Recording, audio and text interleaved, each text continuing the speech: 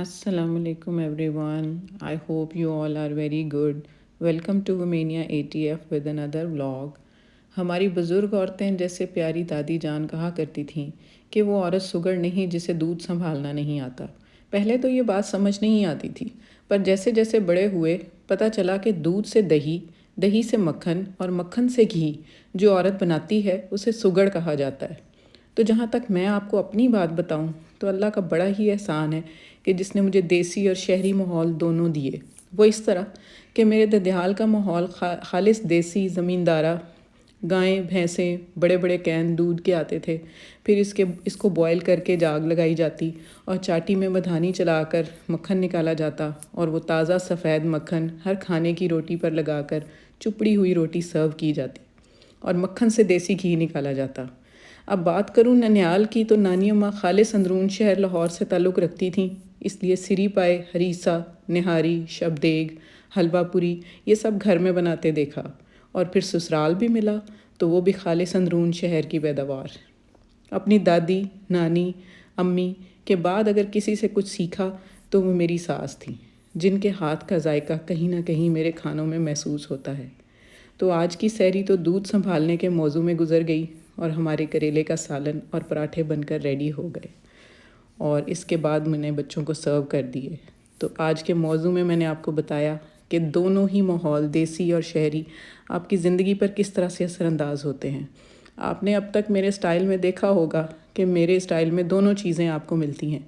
वो कहीं ना कहीं मेरे इन बुज़ुर्ग लोगों की पैदावार है, जिन्होंने मुझे अल्हम्दुलिल्लाह कहीं ना कहीं खुद से करके मुझे किसी न किसी तरह गाइड किया और उनको बचपन से आज तक इतने बड़े हो गए, शादी हो गई, बच्चे हो गए और इस माहौल में मैंने अपने आप को जो है अडॉप्ट कर लिया और मेरा जो तरीक़ाकार है वो अपने बड़े बुज़ुर्गों जैसा रहा अल्हम्दुलिल्लाह। तो ये लच्छा पराठा आप देख रहे हैं, आज ये मेरे बड़े बेटे की ख्वाहिश थी कि लच्छा पराठा दें, तो मैंने कोशिश तो की तह बनाने की और अल्हम्दुलिल्लाह कामयाब रही। तो ये मेरी प्लेट थी और उसके बाद जो है एज़ यूजुअल 22वें पारे की तलावत और अल्हम्दुलिल्लाह 22वीं सहरी का इख्तिताम होता है। बड़े बेटे को जुनून जागता है कभी कभी ना, हर दूसरे दिन कोई ना कोई मीठा बनाने का, कोई रेसिपी ट्राई करने का। तो वो सिर्फ चाहे मग में बनाए चाहे किसी छोटे से बॉल में बनाए, वो अपने लिए ब्राउनी बना लेता है। जैसे कि अब मैंने आपको भी ये दिखा रही हूँ कि उसने ये बिस्किट लिए, ओरियो बिस्किट, उसके अंदर वो बटर और कैस्टर शुगर और मैदा और डाला वो बेकिंग पाउडर और उसने पेस्ट रेडी कर लिए एक अंडा डाल के और उसको फिर इस तरह से सेटल करके बेक कर लिया। और ये जो है कंटेनर आपको पता ही है क्या है, ये मेरा बटर का होल्डर है जिसके अंदर मैं प्लेट में बटर रखती हूँ। ये उसके ऊपर का ढक्कन है जिसके अंदर उसने ये अपनी ब्राउनी तैयार की है और वाकई बहुत मज़े की ब्राउनी हुई थी तैयार। और आज की अफ्तारी में आज की बहुत ही स्पेशल रेसिपी है। इसमें आप देखें कि मैंने 3 कप जो है वो मैदा लिया है, उसके अंदर मैंने ज़ीरा पाउडर डाला है, नमक डाला है और 5 टेबल स्पून जो हैं वो ऑयल के डाले और उसको मैंने अच्छे से मसल लिया, दोनों हाथों में लेकर, दोनों उंगलियों में लेकर अच्छे से उसको, ताकि जो है ऑयल वो मैदे में अच्छे तरीके से रच बस जाए। क्योंकि ये डो बनाने के लिए बहुत ज़रूरी है अगर आप इक्वल डो बनाना चाहते हैं, अदरवाइज़ गुठलियाँ बनेगी। और नीम गर्म पानी हल्का हल्का आहिस्ता आहिस्ता आप डालते जाएंगे, एकदम नहीं डालेंगे वरना गुठलियाँ तो बनी ही बनी।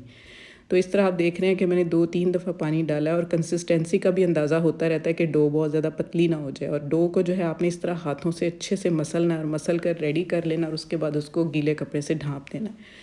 और आलू जो हैं आपने बिल्कुल फाइनली ग्रेट करने हैं ताकि उसके अंदर गुठलियाँ ना बने और इवन पेस्ट हमें मिले जो कि हमें चाहिए इस तरह से। फिर उसमें लाल मिर्च, हल्दी, ज़ीरा पाउडर, चाट मसाला, नमक और उसके बाद उसके अंदर मैंने धनिया पाउडर डाल दिया और कसूरी मेथी डाल दी फिर, और फाइनली चॉप हरी मिर्च और फाइनली चॉप जो है धनिया धो के डाल दिया।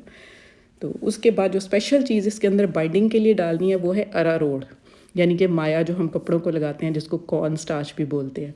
उसके 4 चम्मच आपने टेबल स्पून डालकर उसको बाइंडिंग के लिए पेस्ट रेडी कर लेनी। ये हमारी स्टफिंग हो गई। उसके बाद जो है उस डो के 3 पेड़े कर लेने और उन पेड़ों को इस तरह से शेल्फ़ पे रख कर आपने अच्छे से उसको बेल लेना, बारीक सी उसकी पतली सी तह बना लेनी है और उसको फिर एक प्लेट की मदद से जो है फ़िक्स कर लेना प्लेट को ऊपर और साइडों से किनारे उसके जो हैं वो काट देने। इस तरह से इक्वल जी आपको सर्कल मिल जाएगा। मेक श्योर कि आपने उसको अच्छे से सारे एक ही तरह से उसको जो है बेला है कि वो बिल्कुल पतली एक जैसी तय जो है हमें वो मिली है। कुछ इस तरह से वो पिज़्ज़ा डो की शक्ल बन जाएगी। फिर उसके सेंटर में आपने ग्लास रख देना है और साइडों पर आपने थोड़ी थोड़ी लेकर स्टफिंग आपने रखनी है। और ये आपके हाथों का और उंगलियों का कमाल है कि आपने उसको किस तरह से सेटल करना है उस जो है वो आटे की जो हमने परत तय की है उसके ऊपर। तो ये मेरे हाथ आप देख रहे हैं बिल्कुल इवन सी जो है आपने उसके ऊपर वो पेस्ट लगा देनी है हर तरफ से, बिल्कुल एक ही तरह की तय, कहीं से मोटी कहीं से पतली नहीं होनी चाहिए। फिर ग्लास रिमूव करके तो आपने पिज़्ज़ा कटर की मदद से इक्वल जो है वो आपने कट्स लगाने हैं राइट एंगल पर एक दूसरे के। तो इस तरह मैं इसके जो है 4 कट लगा लूँगी। फिर उसके बाद आपने इस तरह सेंटर से पकड़ना, बाहर से किनारे से पकड़ के सेंटर तक उसको गोल करते हुए लेकर आना है और इस तरह से ये रोल तैयार हो जाएगा और ये स्टफिंग आपकी रेडी हो जाएगी। ये आपके समोसे की ये ख़ास शक्ल है जो कि बन जाएगी। इसी तरह से आपने फिर दूसरा भी लेना है। मैं दूसरा भी आपको बता देती हूँ कि कैसे आपने रोल करते हुए आना है किनारे से और सेंटर तक, और इस तरह से आप उसको ट्विस्टर की शेप दे देंगे।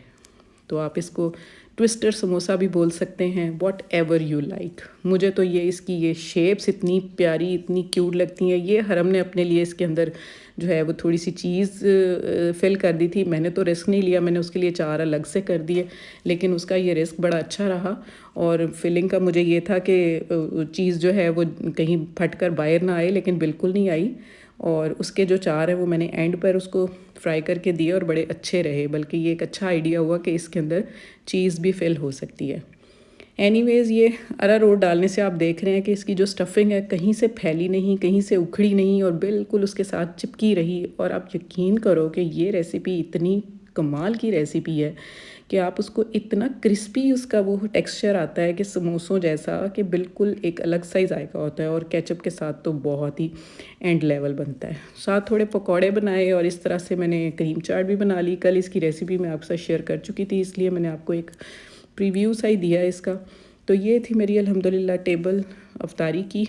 आज नींबू पानी बनाया था सबके लिए, और अपने लिए आज मैंने चिया सीड्स वाला पानी बनाया था जिसके अंदर लेमन मैंने डाल लिया था, पहले से ही रख दिया था। चिया सीड्स ज़रा स्वेल हो गए थे, तो इस तरह खाली पेट ये लेने से वेट लॉस में बहुत ही अच्छा इफेक्ट पड़ता है। तो ये थी मेरी प्लेट, साथ थोड़ी सी मैकरोनी चाट।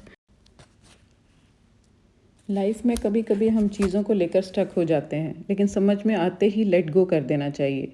ये दुनिया की सबसे मुश्किल चीज़ों में से एक चीज़ हो सकती है, क्योंकि हो सकता है कि आपने किसी पर्सन में या किसी चीज़ में अपनी पूरी स्ट्रेंथ लगा दी हो, लेकिन सच ये है कि कुछ चीज़ें और कुछ लोग आपके लिए बने ही नहीं होते। कोई जॉब या फिर कोई चीज़ या कोई पर्सन, अगर किसी ने आपकी मर्ज़ी के मुताबिक काम नहीं किया तो इट्स ओके। किसी की भी लाइफ स्ट्रेट लाइन तो नहीं होती, सबकी लाइफ में ट्विस्ट एंड टर्न्स होते हैं। तो अगर लाख कोशिश करने के पर भी चीज़ें आउट ऑफ कंट्रोल हो जाएं, रिश्ते वैसे वर्क ना करें जैसे आपने एक्सपेक्ट किया था, तो जाने दीजिए, छोड़ दीजिए और अपनी पूरी स्ट्रेंथ एक न्यू डायरेक्शन की तरफ लगाइए। यहाँ पे ये सब कुछ टेम्परेरी है, तो फोर्सफुली किसी चीज़ को होल्ड करके रखने का मतलब ही नहीं बनता। तो ये थी आज की अच्छी बात। अपना बहुत सारा ख्याल रखिएगा, लाइक शेयर सब्सक्राइब कीजिएगा। Stay fit, stay healthy and अल्लाह हाफिज़।